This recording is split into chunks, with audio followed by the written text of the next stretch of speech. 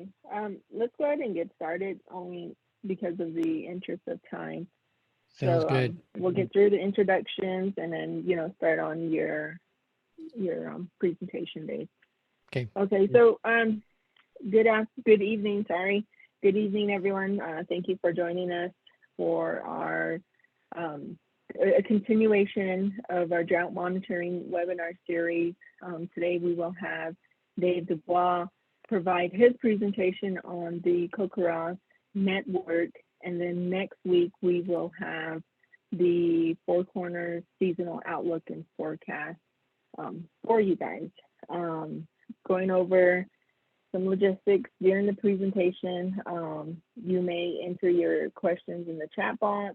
After the presentation, we will have a Q&A session. At that time, you can also raise your hand to ask your own question, and then we will have a survey poll at the end. For the survey poll, we would really like to gather your input because it's important to us to have the information provided to you all, and it's helpful, and please include any sort of additional comments. We're here to assist you. So with that said, the drought monitoring webinar series is a collaborative effort with our guest speakers, the Drought Learning Network, and the Navajo Sustainable Agriculture Project and Southwest Climate Hub. So I'm going to go ahead and introduce our program, and I forgot to introduce myself. Sorry, my name is Jessie Jim, and I am the field coordinator for the Navajo Sustainable Agriculture Project. The NSA project is a project with New Mexico Cooperative Extension Service, delivered in collaboration with the Net College Land Grant Office and Community Outreach and Patient Empowerment Program, also known as COPE. The NSA project is funded by USDA's Outreach and Assistance for Socially Disadvantaged Farmers and Ranchers and Veteran Farmers and Ranchers program. We have three goals, which are to improve the operation, profitability, and sustainability of socially disadvantaged Navajo farmers and ranchers and veteran farmers and ranchers. We are also increasing our farmers and ranchers' knowledge to access available programs and technical assistance provided by USDA programs such as NRCS, FSA, Rural Development, and Risk Management Agency, and other programs that are alike. Our last goal is to increase the local production and consumption of fresh fruits and vegetables and healthy foods by Navajo families and individuals through our gardening programs. So with that said, I'm going to go ahead and turn the floor over to our partner, Helena Deswood, to do a little introduction on her program. Helena? Yes, I'm Helena Deswood. I'm the tribal coordinator for Southwest Climate Hub. USDA Climate Hubs are a unique collaborations across the department agencies. There are 10 hubs across the nation. We are located at the Jornada Experimental Range in Las Cruces, New Mexico. Also, the Drought Learning Network is a peer-to-peer knowledge exchange between climate service providers excuse me, and managers. The main goal of the Drought Learning Network is to gather and share lessons learned from drought events to improve responses to future droughts. Currently, we have 5 working groups, and if you are interested, please contact me. Back over to you, Jessie. Okay, thank you, Helena. So with that said, I'm going to go ahead and stop sharing my screen, and then I'm going to have you, Dave, share your screen. Okay, while the screen is coming up, I'm going to go ahead and do an introduction for our speaker. This evening, Dr. Dave Dubois is the state climatologist for New Mexico and associate college professor. As state climatologist, Dr. Dubois focuses on climate literacy through providing climate information and education to the public, seeking engagements, interviews, school demonstrations, social networking, and tours. He is also the New Mexico Community Collaborative Rain, Hail, and Snow State Coordinator. Dr. Dubois shares the New Mexico Drought Monitoring Work Group for the New Mexico Governor's Drought Task Force. As the state climatologist, he directs the New Mexico Climate Center and oversees the Via Mesonet, a network of automated surface weather stations throughout the state. So with that being said, thank you. And I'll go ahead and turn the floor over to you, Dave.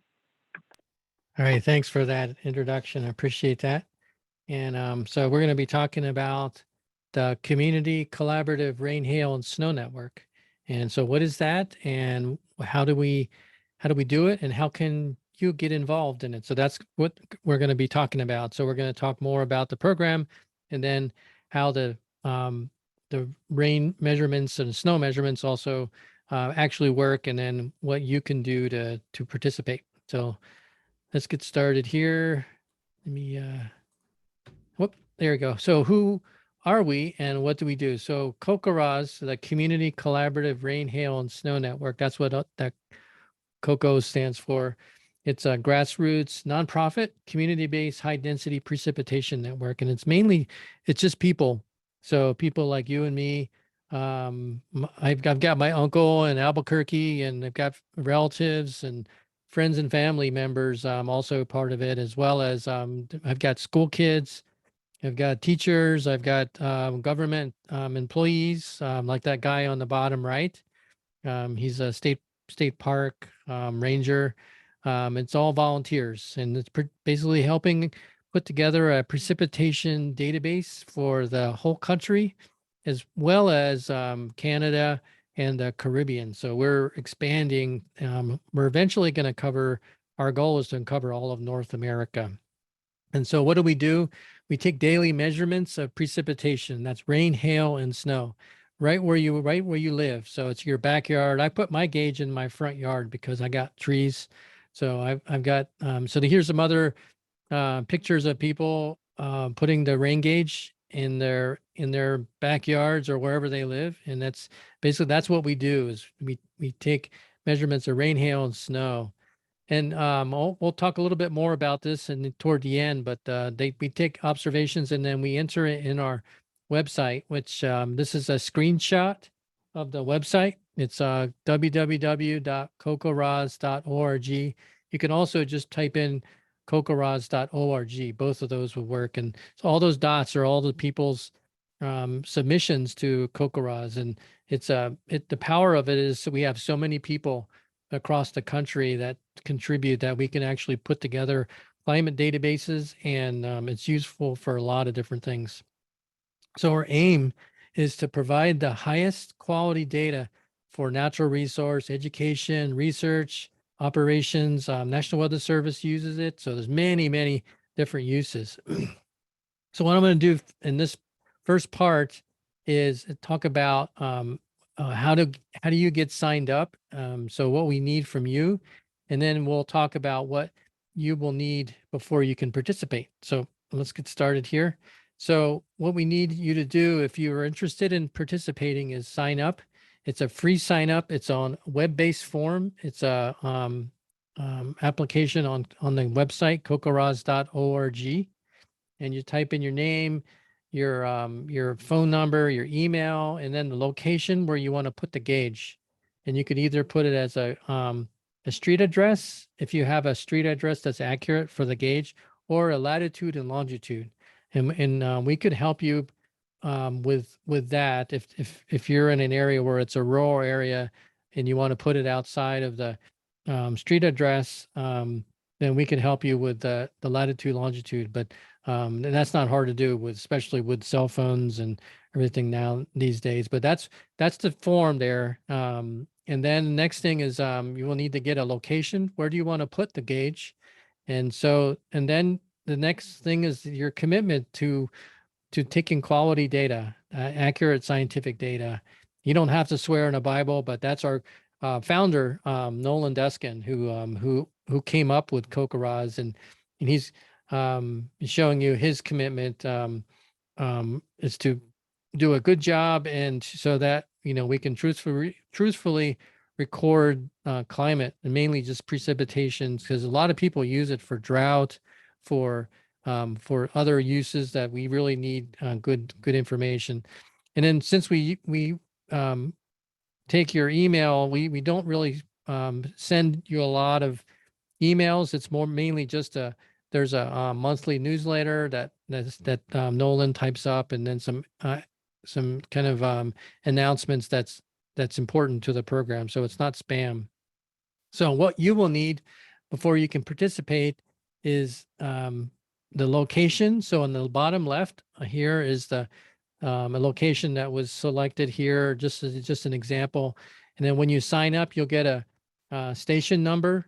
Like this one is NMDA 59. So that's the state is NM, and then DA, like that one is Doña Ana County. And then number 59 was the sequential number that we assign. And then below that is a station name. We'll assign a station name for your rain gauge. And then on the upper right is the training. And so you can do training online as a refresher, or kind of review this webinar to help you remember how to record the gauge. And then also you'll need is a sincere desire to help study and learn about storms, precipitation, snowstorms, and even hail. That will really help out. And it's more of you can put in a lot, and then it actually gives you back a lot from knowing how much it rained, how bad the drought is. So it's more of it's a feedback. We'll give you the maps, and then the way to archive and graph your data, as long as you put in data, and we can provide that for you. And then we also do some online training as well, like this one is, and then we also do some in-person training. We're getting back up and going for that, and we'll see what needs are there. And then once you get your login, you can go on the website and type in your username and password, and that's everything that you can generate, and then that's how you enter in your data. And you could also do it through the website, like this over that we showed, or you can use a smartphone. You can do it either way. So that's one of the requirements, is having an internet connection that you can enter it in at home on your desktop computer or a laptop, or on a cell phone. And I often will just enter mine on my cell phone as I take the measurement, and that's my gauge in my front yard, and I'll enter it right when I look at it. It's like, oh, there's nothing in it, so I just type a 0 and I'm done with it. And then on the left side is an example of installation of the rain gauge, and it's if right now the gauges are around $40 with shipping, and maybe we can talk about that at the end of the webinar in terms of gauges and where do we get those for you. So this is all you need on this slide, is everything you need to participate in CoCoRAZHs: the gauge, and then an internet connection. So that next section we'll be talking about is how to set up your rain gauge, and then how to actually observe the precipitation. So we'll talk about where to put it, and then how to measure it.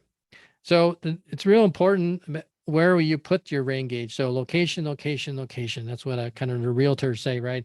So we need to actually put the rain gauge in a really good location. And so you want to avoid it putting it under structures. So like either a backyard, or some kind of overhang, or anything that shelters it from the rain. So what I usually do, I tell folks, is where you want to put your gauge, look up into the sky. If you see stuff that's interfering with the rain when it's falling down, you want to move it so you don't see anything. So get away from trees, any houses and things like that. And I even know that it's convenient, you want to move away from the house or buildings, because it shelters and it modifies the wind flow. Then it actually changes the way rain falls, and especially when it's windy. And so you definitely don't want to put it under trees, or any kind of shade like this picture here. And there's a few other things, more fun thing. You want to avoid putting it near sprinklers, steep slopes, and if you have animals, even range animals, you may want to put it a little higher than they can reach. And then and of course we can't forget about the wild animals. So just like this mountain lion here, but I don't want to mess with him. Okay, so if you want to put it on a fence, there's some guidance. If you have like a chain link, it's probably fine. But if it's a solid fence, either like a wood one like this one or a concrete one, you want to raise the rain gauge well above the top of the wall, even though it may fit really well there. But basically, if the walls tend to modify and change the wind flow, and it actually it causes things called updrafting, and it actually reduces the amount of rain that falls in your gauge. So you want to, if your only choice is put on the wall, you may want to put it more than the height of the gauge above the wall, and you could probably build some kind of wood thing and then screw it on or something like that. But you want to, if that's your only option, you need to do a little bit of work to get it above. Here's an example of an ideal placement of the gauge. It's like out in the open. You have an area that's not sheltered, or it's a good location, and it's also important to have it so it's accessible and it's not too far away, so you don't feel like it's a pain in the neck to go out there and read it every day. And you want to make it so that it's easy to get to, and there's nothing that prevents you from going out there. So if you have a lot of trees, it's still fine. I talked to a lot of observers, and you just want to pick the best location you can, even though if there's trees around. I mean, use that guidance of looking up, and even if there's a few branches, if the rain falls straight down, it's okay. But if that's your only choice, go ahead and install it, even if it's kind of in the middle of the trees, and you don't want to put it equidistant from the nearest trees in your yard. And then you could also have it about between 2 to 5 feet high. And like if you're in the mountains, you want to have it higher than the snow that falls. And then of course if you have animals, you want to make it higher than they, or even maybe small kids. So you may want to have it higher than they can reach, so that there's it, it, it 2 to 5 feet is kind of a good range of having how high it is. And this is what we some of our gauges that we have, we put it on a wood post like this, so you could actually move it, especially if you're in an urban area, you want to mow the grass, you can actually pick it up or something, so you can build something like this. And I can also always share the design. I even have a few made already with wood. And so if you put it on a fence post, here's kind of a typical kind of installation, and you want it sort of level. It doesn't have to be really super level, but just so that when the rain falls, it doesn't see an angle on there. And what often we do is we bevel the top of the post, just so that if rain comes down, we're hitting it really hard, it'll actually bounce away from the gauge, and it won't add to the catch. We call that the amount of rain that falls in the gauge. It basically bounces off and goes outside somewhere else. So that's why we bevel. But it's not critical, but it's and that's what I usually do. I just get like a sawzall or something, and just a chainsaw, even if you can just kind of rip the top off real quick. It just reduces the splash in the gauge. So let's talk about actually measuring the precipitation. So here's an example of a summer storm. So when do we need to measure the gauge? So in the morning's the best time. So a lot of our observers do it right around 7 a.m., but you can do it anytime in the morning. It's fine. We have a sort of a window for a lot of observers between 5 a.m. and 9 a.m. is good. You can do it anytime. I've got observers who do it after work, and they come home and do it in the evening. It's that when we make the maps, we have a window of observations that are about 5 to 9 or so, and it'll still go in the database, and we have other mapping tools that we use that we can accept anytime. But the main CoCoRAZHs pages are mainly when it's the morning observation. So we're pretty flexible on the time, but this is kind of the optimum time to do it. So we're going to talk about reading the gauge. It's very simple. And the main thing is you want to do it consistently and accurately. That's sort of two big ones that we want to think about when you go and take an observation. So we're going to show a few common situations that you may find. And probably the bottom line for most of the Southwest is most time it's 0. So it's you got 0.00, and that's a number. So you want to enter in the zeros, even though it's like, oh, it didn't rain. But we use the number 0 so that it tells us it did not rain. So if you didn't type in that, then we don't know if you just missed a day, you're out visiting your uncle, or out out of town or sick or something. You didn't. But if you're there to take a measurement, make sure and enter in a 0, because that tells us it didn't rain. And like multiple zeros, we use that for gauging drought. And so we can't gauge drought if there's no numbers in there. So that's our most common observation is the 0. And so remember we call those zero heroes, the people who consistently put in zeros every day when they're out there and they don't see any rain. So 0 is a real important number, especially for drought. And then the second most one is when you see just a few drops. You don't measure anything on the gauge, but there's just like, it looks like it did rain, but it didn't accumulate anything. We call that trace, and that's a T.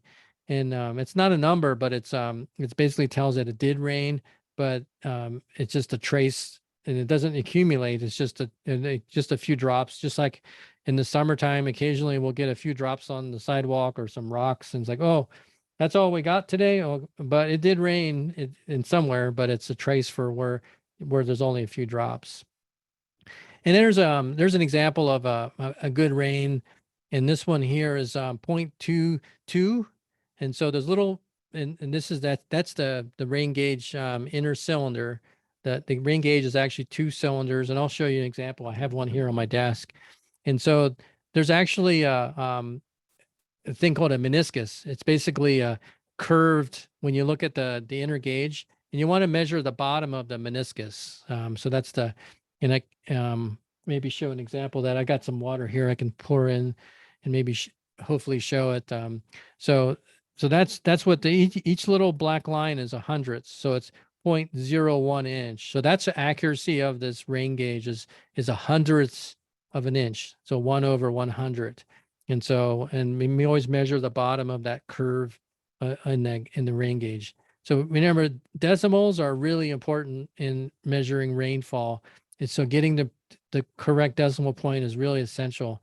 And so there's an example of, there's a huge difference in between 4.4, 4/10, and 4 inches, but it's just a decimal place sliding over. So it's 1 decimal place over. So you want to make sure and put the decimal in the right place. And so here's an example of a really big rainstorm. So there's, in the rain gauge, there's 2 cylinders. There's an outer cylinder that's really big, that's 4 inches in diameter, and then there's a little cylinder that's about 1 inch in diameter. So most of the time that the rain will fall and will only fill the inner cylinder. When you get a really big rain over 1 inch, it'll actually spill into the larger cylinder. And then, like this example here, it was starting to fill up the outer cylinder. So, and this gauge, we use it across the country and in the Caribbean. It'll hold actually 11 inches. And we've had observers who had more than this rain gauge in one day in Houston when they had the hurricanes a few years ago. But in the Southwest, we may get a couple inches or 3 inches in some cases. But more likely it's going to be in the 10ths of an inch. But here's what you do if it does go over 1 inch. Basically, you always measure using the inner cylinder. So first you measure what's in the inner cylinder and write it down, and then you pour out whatever's in the inner cylinder, and then you pour that larger cylinder into that smaller cylinder, and you use the funnel to do that. And that's what this is. And then you keep doing it until you've measured all the water in the outer cylinder. So this example here, we've filled the inner cylinder as 1 inch, 0.97, 0.88, and 0.92, and you add them up. And then this gauge here, what's in that picture there on the right, that was 3.77. So if you add all those numbers up, and so that's only in the case if you get a really big rain of more than 1 inch. You just kind of have to use the inner cylinder to measure all the water in that gauge. And maybe we can even give you an example. So the next thing we do, remember, it's CoCoRAZHs is rain, hail, and snow. So we'll cover hail next.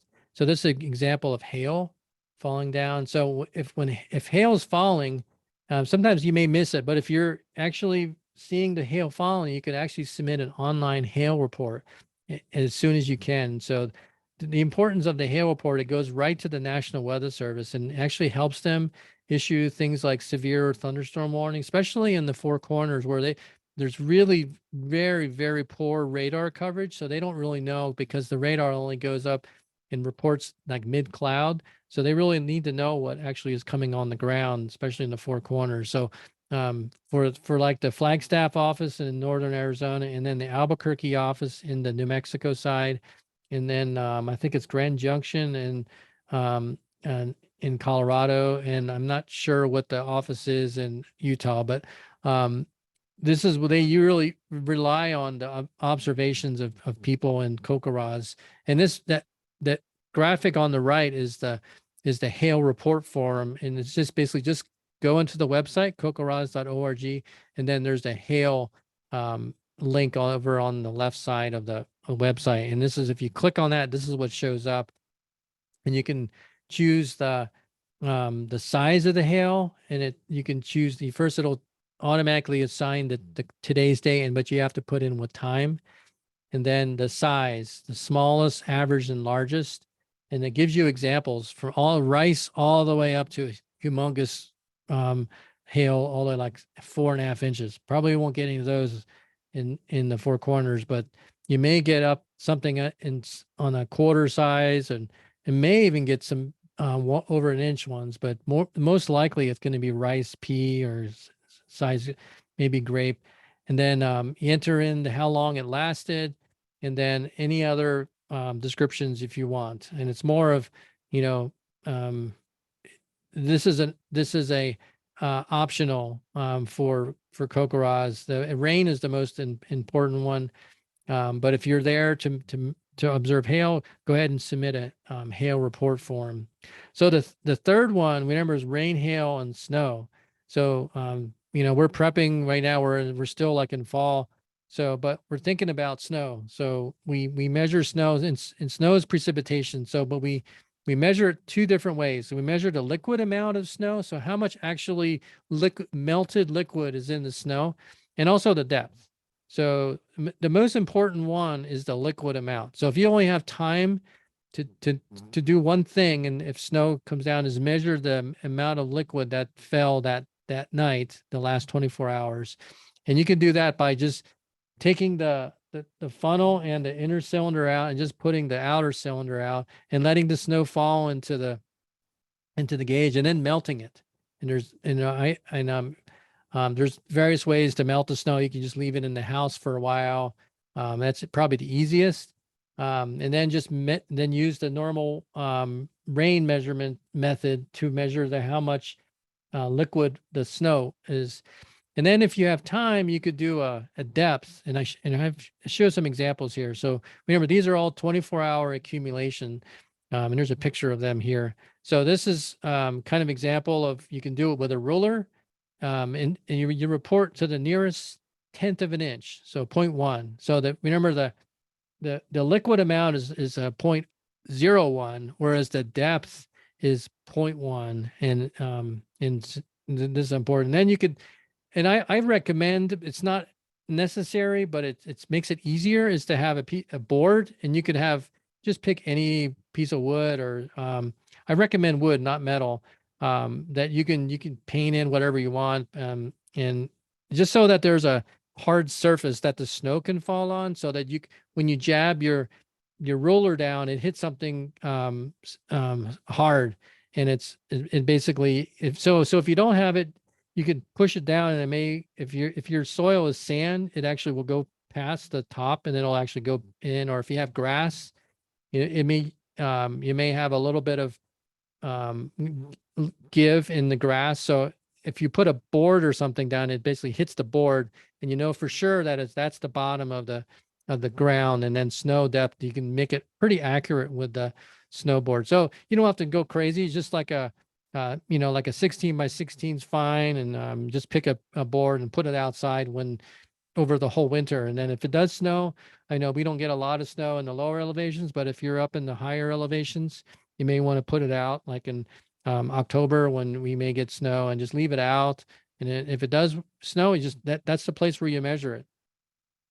And so how do you report snow? Basically, it's the same form as the rain. So you'll type in the liquid amount in that same place that you type in the rain from the rest of the year. So I just put in a random example, 1.68. That's the melted amount, and so that's where you put that in. And then you can also put below that is the snow depth. That new snowfall is the accumulation. Then it says depth on here. So we can talk more about that. So how do you report the observations? So I'll show you the website again, and then how to record your observations. So we'll go over how to enter your numbers in.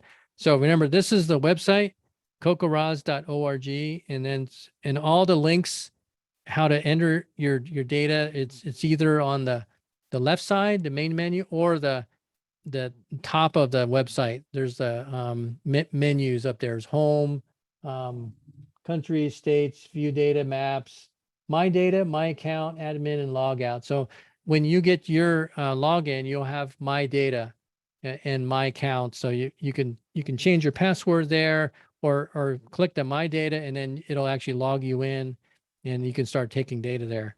So once you do that, when you click on the login or my data, it'll prompt you for this. So once you get your username and password, I like to save it just so that I don't have to keep entering it every time. And then so it'll automatically keep that saved for you. And if you happen to lose your login, you could always find your login info right there below the login button. And so you don't have to contact anybody. You just kind of click that, and you can go through and reset your login or password. And so once you click in the my data, this is where you'd enter in your daily data. So, and you can also click on that where I highlighted there in red, that daily precipitation. It'll automatically go to this page, but if it doesn't, you click on that red link there, and this is where you enter in your number. So it'll automatically put in today's date, and then your preferred time will automatically pop up. You basically specify that when you sign up for CoCoRAZHs, you'll type in when do you want to take the observation. I take mine at 8 a.m. in the mornings, and it automatically fills that in. And then when you come into the website, it automatically puts in 0 as the default. So if there's no rainfall, it's easy. All you have to do is go in and then hit submit data, and you're done. But if there's rain, then you have to change that number, the 0, to whatever you measure. And so that's your liquid amount. So regardless if it's in the summer or winter, that number is only your liquid. So don't put the depth in there. Put the depth in that area where it says new snowfall. And so that area there where it says rain and melted snow, that's only the liquid amount. So that's probably the most common error and that we have to correct, is that you put the depth in that one in the snow, but and we'll usually find it, because if somebody puts in 3 inches, and like there's likely it's likely that you won't get 3 inches of liquid especially when we look at surrounding areas, observers around the area. So that's the liquid amount. And you could also put comments in, and I encourage people to put comments in, and we will often read those, especially when there's a big rainstorm or snowstorm. And you can put whatever you want in there. You can say, "Hi, Dave," or you can put in, say, we had snow drifts as high as the roof. My dog couldn't get out, or I got stuck, and things like that. Or there was so much rain, it fell. There was flooding in my on the way to work, and things. You can put whatever you want in there, and remember that all the data here is public. So you don't want to put anything personal, anything like that.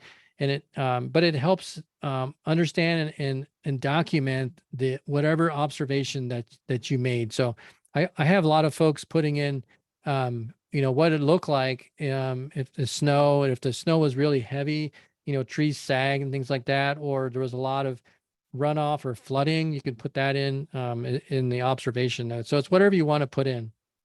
And then once you're done, you just hit the button up in the upper right and submit data, and you're done. And then you can go back and go on the website and then click on the maps and then see where your observation. So I just picked on this one, no particular reason. I just chose one and then say, oh, okay, here's my yard and here's my data, and I'll click on the county and your data will show up. It just happens to be random. I just chose one in Apache County, a 1/10 of an inch observation on this particular day.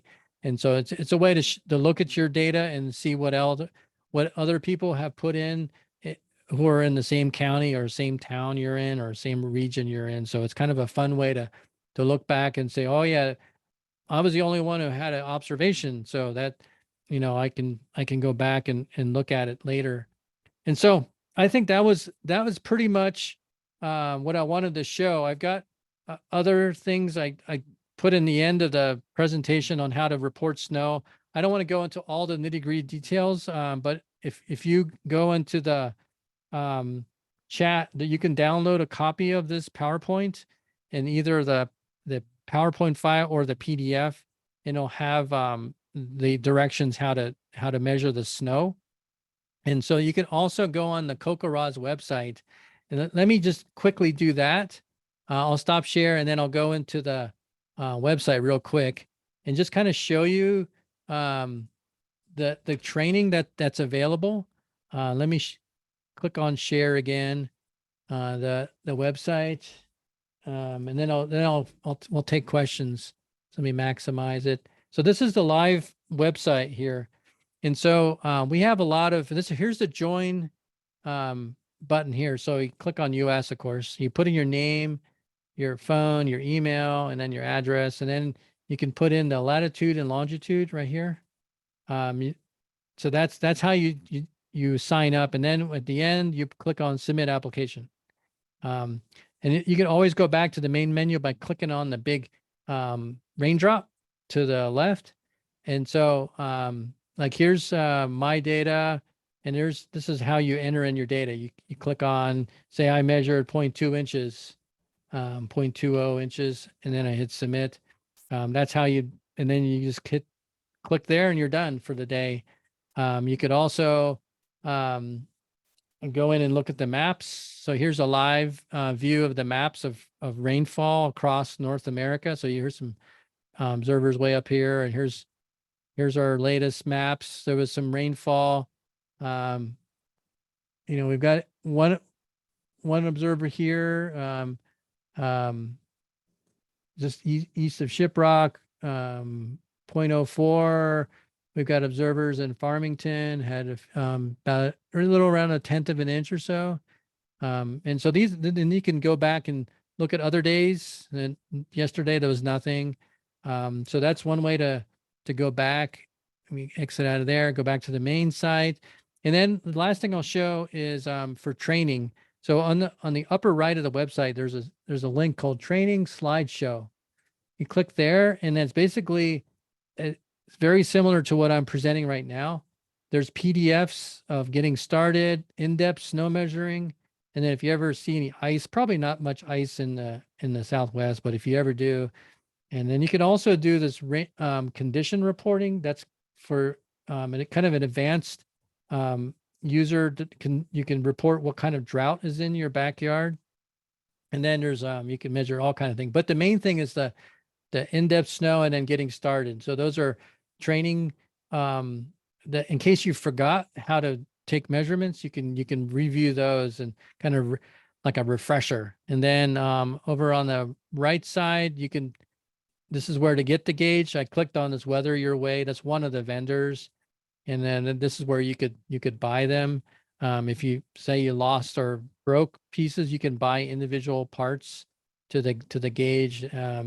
So there's lots of opportunities to get involved and to know about how do we measure. So I'll stop share there, and if you have any questions, we can answer them. So thank you.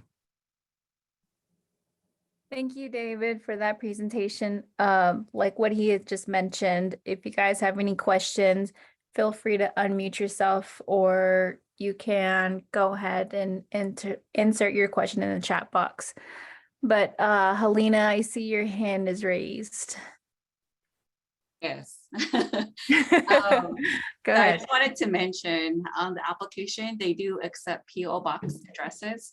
And say you have more than one gauge, we can help you up setting up your second gauge location as well.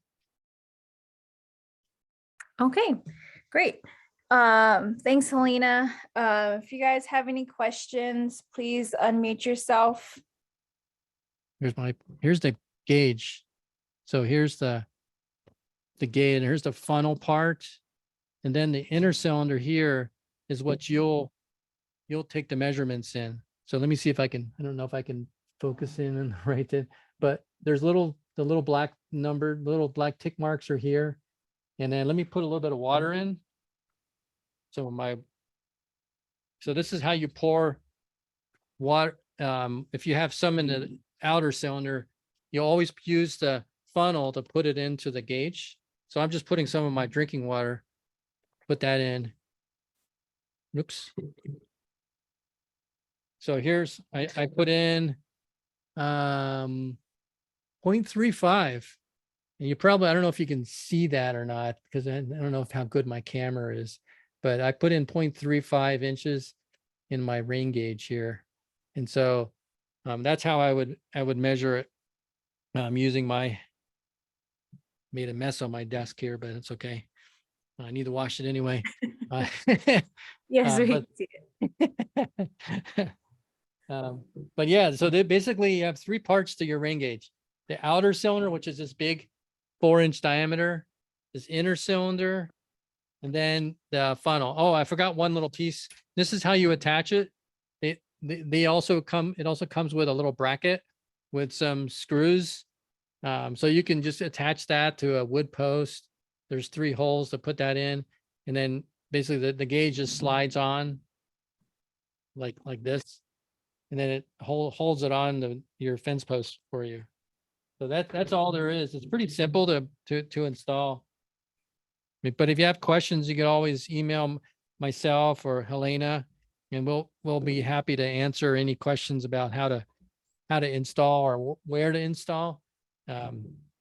We've helped a lot of people, so we haven't found any ones that's impossible.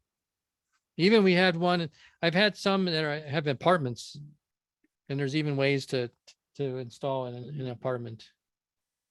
So we don't need to create an account on the website to like record the measurements, right? We can just go on there and fill out the form that you have just had up here. And Exactly. Okay, all right. Yeah, so let me go through it again. So this is the website. Can you all see it? Yes. Okay, so if you click on this on the upper right of the website, it says join Right. CoCoRAZHs. Click there and click on the United States. And so here's let me make it bigger. There's your name, your email, your postal address. The most important is your name, email, and phone. And then if you can, use the latitude, longitude. And so that you could use Google Maps to find that. Just go to Google Maps and then click on your house, like zoom all the way in as far as you can and click on your house or where you want to put the gauge. And the latitude, longitude will show up in the URL. I think I can actually do that. Go to Google Maps. So I'm on the Las Cruces campus right now. So down in Las Cruces. So I'll go and find where I am. So I am over here on campus. So literally, let me turn on my satellite view. And so I am sitting in this building right here and right about here. And I'll click on it. And then if you go to the website, the URL is right here. and you could actually get the latitude, longitude, and it shows up on here, and you can enter it in. What they like it is the decimals. So this one, rather than the degree, minute, second. So it's called the latitude, longitude in decimal form.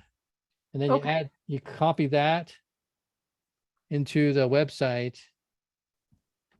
So latitude is this one, the 32, and then the longitude is the negative one. So so that's how you enter in the coordinates. Oh, okay. Yeah, and put as many decimal points as you can. I would put in at least 4. That'll give a accurate location. Or if you have a house location and you want to put it pretty accurately in your house, you can put in your like it won't do for post office box, but if you have a street address, so like 25 Oak Street, and you put in New Mexico, you could do that. And then you fill out things like how you found out. You can put in naps. You don't have to put age. You don't have to put that in, but you could put in training. Those are optional things. And then, but an important thing is rain gauge will be emptied at what time? So I put in 8 a.m. and then that's all you need to put in, and then hit submit, and then you're done. Sound good? Okay. Yep, that sounds good. Now I know the process. Appreciate it, David. Great. We'll take another moment to get another question. So if anybody out there want to go ahead and unmute themselves, you're more than welcome to. I have a question for you, Dave. Is there a limit on how many stations you can have on your ranch or your location? There really isn't, but what I recommend is start with one, get a good feeling of how this works, and get a kind of get yourself in a groove, and familiarize yourself with it, and then add one station, and then see how much work it is, especially if it's far. I've got some ranchers who do 2 extras, so that the station near their ranch house, and then one out on the, like they have like a corner section, so like a mile out, and then they have another one out in another section, so it's like 2 miles. And it has, and sometimes they couldn't make it out there because of the mud. And so it's like, well, okay, well, you can do a multi-day on those. But and that's great. If you're a gung-ho and want to do that, that's wonderful. We really would appreciate that. Or you can do one at work and one at home. Just keep in mind it's extra work, and then we want to make sure and do it for the long run, the long haul. And if you can do 2 gauges, that's great. If you can do 3, great too. And what we can help with getting gauges, probably talk to folks, and we can chat with you about if you really want to do an extra gauge. We definitely encourage it, but just keep in mind that it is extra work, especially with the snow part, because you have to melt more than 1 gauge. Usually it takes, I have a way, and it's actually at the end of the PowerPoint that you can download. I put in hot water, not boiling water, but hot water in to kind of speed it up, because I don't want to sit there and wait for the snow to melt. So yeah. Okay. All right. Well, Dave, have you ever melted one of these on a T-post? Yes. Yeah, you can. Yeah, you use the let me turn my camera back on. So if you use the bracket, this little plastic bracket, you use some baling wire and thread it to these 2 holes right here, and just tighten it on the T-post, those little areas where you put the strand of wire, and put it around there. and then do the bottom one as well. And then put it and just kind of scrunch it down really tight so that it's vertical on the post. And that should be fine. So it's one way to, and you want to make sure the post it's not wiggly because then it puts stress on the plastic because, this is only just regular plastic. Yeah, I was gonna, how You don't long want do it they to wiggle. last? Well, I mean, the outside one gets ultraviolet. The sun beats on it. And from practical experience from other, including mine, I had mine out for about 9 years, and it really, the outside of the gauge kind of turns like totally like opaque. And after 10 years, it kind of gets rough and you can't really see through it anymore, but the inner gauge is still good, even after 10 years. But the outer one gets really rough looking, and especially in the West, we get sand blasting as well as the sun. So I think it starts to look kind of old after about 6-7 years. And you could always get just a replacement for the outer cylinder and also the funnel. The funnels also get UV damage as well. And so, but usually the best part is the inner one that usually stays clear. That's the most important part.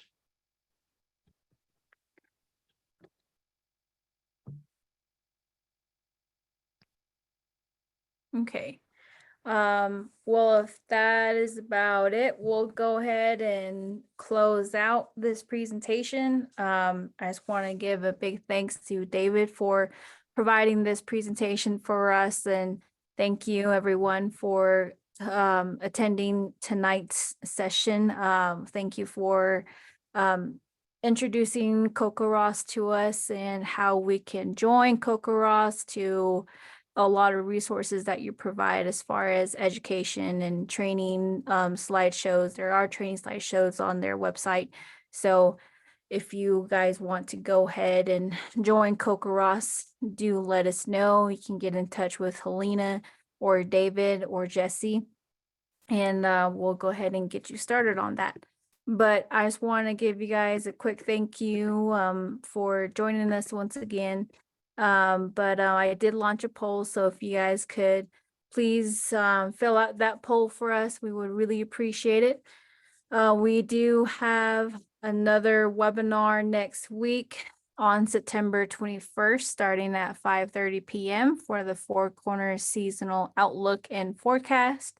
So like and follow us on Facebook, where we post information about upcoming events, monthly newsletters, how-to videos, and our USDA resource and links. So our session is being recorded, so that will be posted on the NSA and DLN website, the Southwest Climate Hub, and the NSA YouTube and Facebook. So without further ado, I hope you guys all have a good rest of your evening. Thank you all for joining us, and we'll see you guys next week. Thank you now. Real quick before we close out. Oh, yeah, go ahead. If you are interested in rain gauges for more like out in the ranch area, we will be hosting another drought workshop in person, most likely in Flagstaff in the spring of 2023. And I'm hoping to build more of those DIY rain gauges with the My Range log network as well. So just stay tuned for that. Thanks. Okay, thanks, Helena. We'll also help share out that information as well. But if that is about it, thank you guys for joining us this evening, and you guys have a great rest of your day.